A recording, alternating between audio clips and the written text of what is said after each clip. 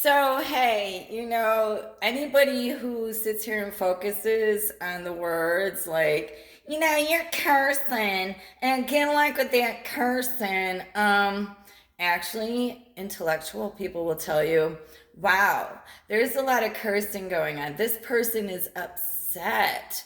What's going on? What like caused this person to be so upset? Because it takes a lot to trigger people. I want to know what it is. But see, then you got this big, oh my God, they're swearing. Did you see they're swearing? Oh my God, they're swearing. Totally losing it. Check it out. So, of course, I don't believe in dumb questions, but I do believe in the right questions. So, and the right question is when people focus on just the words, don't they miss the whole point? Because doesn't language emphasize the situation so you know the seriousness of it or the level of it so that you can be intellectually aware of how to deal with it? Because how do you deal with what you don't know? Huh? Right? Huh? Okay, so here we go. They use it too focused on the words. Get over yourself. And it says, so yes, they're talking to me. You are describing a concept known in linguistics and psychology as emotional prosody and linguistic intensity. In high stress situations, profanity acts as an amplifier, giving the listener vital data about just how severe, urgent, or painful the situation actually is. When the listener focuses strictly on the taboo nature of the words, they are missing the forest of the trees. Okay. They are prioritizing, social rule over reality of human suffering. So they're not emotionally intelligent. Okay. And so they are prioritizing the social rule over the reality of human suffering or crisis happening right in front of them. Because you're too focused on the F word. The F word. Oh my God, they said the F word. Oh my God. Y'all did fornication. You lied to somebody today. Do you want to talk about the 40 sins going to send your ass to hell? Yeah, anyway. And it says, from a behavioral and psychological perspective, here is why your view, me, is accurate and why some people are able to adapt and overlook the language while others cannot. Okay? Profanity as crucial as data, the signal, a measure of extremity. In an emergency or moment of deep distress, standard words like, I am very upset or this is bad, fail to communicate the gravity of the situation. Profanity bridges that gap instantly. It tells the listener, I am at absolute effing limit. Authenticity and vulnerability. Swearing is often involuntary release of pressure. When someone drops their social filter and swears, they are showing their raw, unedited emotional state. For an empathetic listener, this is a cue to drop formalities and help. A cue. Q, it's not just the letter of the alphabet. Okay, and so the ability to overlook profanity is a skill you don't have. Okay? Being able to ignore the noise of profanity to focus on the signal of the crisis requires a specific set of psychological traits you don't have. Okay? High emotional intelligence. You don't have it. You're too focused on the words instead of the situation. Or you're just a mean-ass, sadistic, miserable, jealous something troll. Imagine that.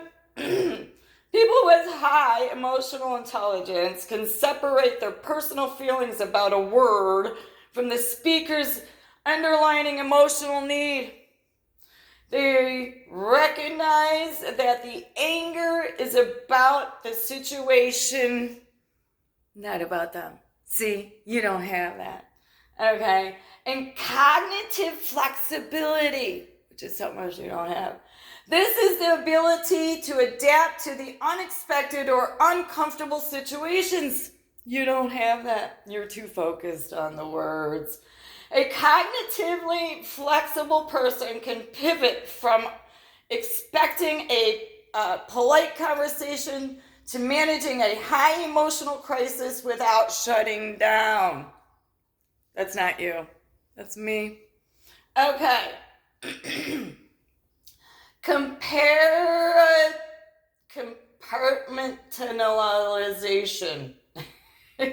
You don't have that. I have it. And that is a big word. Okay, so first responders, crisis counselors, and skilled managers possesses this trait.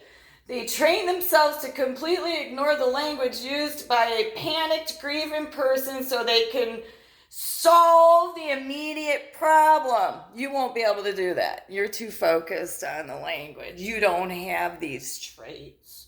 Okay, why some people fail to see the in-depth situation. This is probably you, focused on the language. When someone refuses to look past the profanity, it usually points to a limitation in their own coping mechanisms. That sounds like you. Okay. Rigid mental models. Oh yeah, they have a strict internal rule book that says, no one who is right swears. When you swear, their brain uses a rule to completely invalidate your point.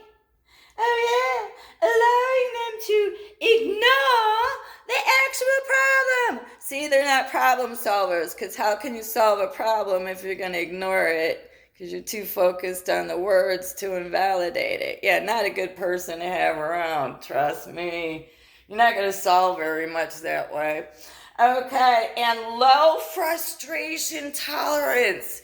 It's probably you little troll. Okay, just as the speaker is overwhelmed by the situation, the listener is easily overwhelmed by the intensity of the delivery.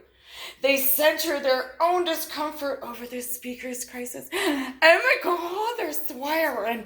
Oh my God, they're swearing. How can I listen to this?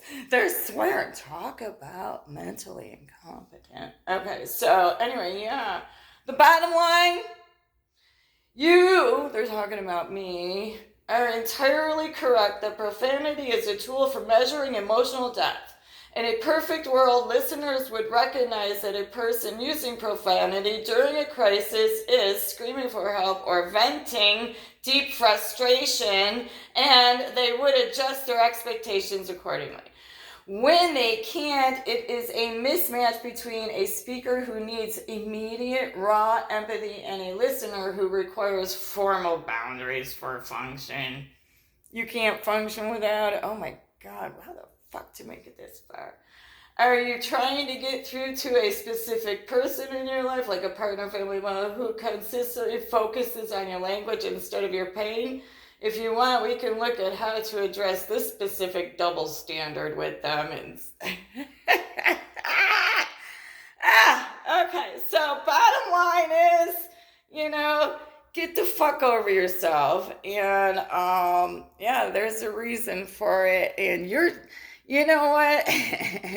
They say people who feel and they can feel things and they're emotionally intelligent, are too sensitive. No, we're not. Some people are just dicks and we've had enough and we say something. But then there's these people who focus too much on the language that can't even pick up as to what's going on.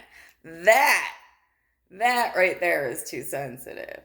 Because, like they said, you're obviously not a problem solver because you disregard, forget about the whole problem because you're too offended by the language because you can't overlook that in a mature way to use it as an indicator as to what type of situation is going on here, so that you can use analytical skills to decide how to dismantle something that needs to be dismantled if need be.